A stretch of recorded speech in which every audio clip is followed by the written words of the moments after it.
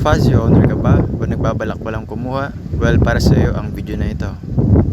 Apat na importanteng upgrades o accessories na kailangan ng ating Fazio.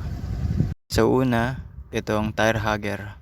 So alam nyo, pagkakuha nyo po na itong motor o pagka-release nito sa kasa, ang tanging mudguard nyo lang po o yung protection para sa putik na pwedeng pumasok doon sa engine area nyo is itong maliit na tinatawag na mud flap. Ito lang po yung mudguard nya.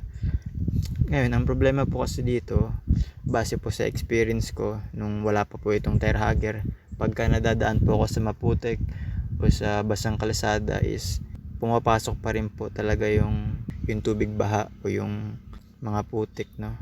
Pagka lagi po kasi napapasukan ng tubig yan o napuno ng putik yung dyan sa may engine area nyo, doon na magkakaproblema po yung inyong motor o yung ating motor.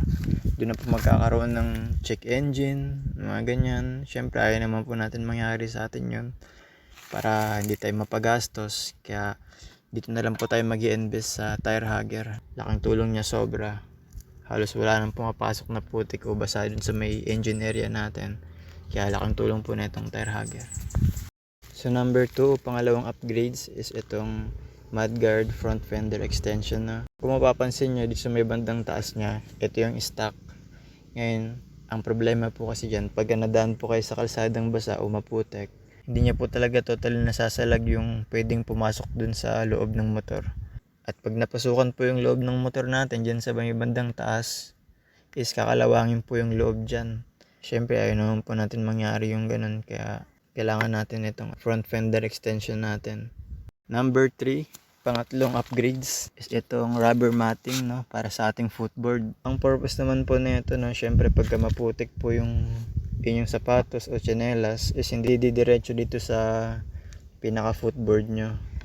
Ayun, nagdag protection din siya para hindi magasgasan itong plastic na footboard natin. Kaya ito po yung kailangan natin, itong rubber matting. Sakali pa lang kukuha kayo ng ganito, no, gantong klase po yung kuhain nyo, itong medyo mabigat na plain lang or may gantong design.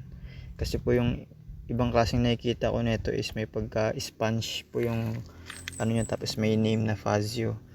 Ngayon, ang problema po kasi nung tingin ko is pagka maputik o mabuhangin po yung sapatos, tsinelas nyo, isisiksik po rin sa loob, baka mahirapan po kayong maglinis. Kaya mas okay po yung gantong design, tsaka ditanggal lang po siya.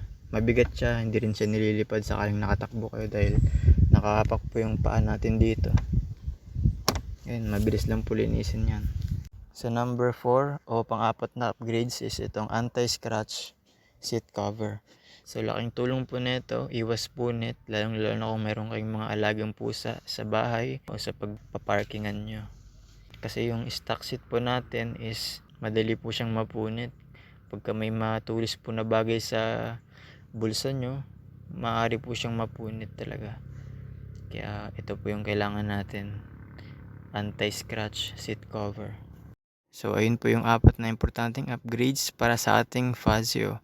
Ilalagay ko na lang po ang link dyan sa description o comment section kung saan ko ito sila nabili. So sana po makatulong ang video na ito at pa-like and subscribe na lang po para sa susunod nating mga video. Yun lang, ride safe.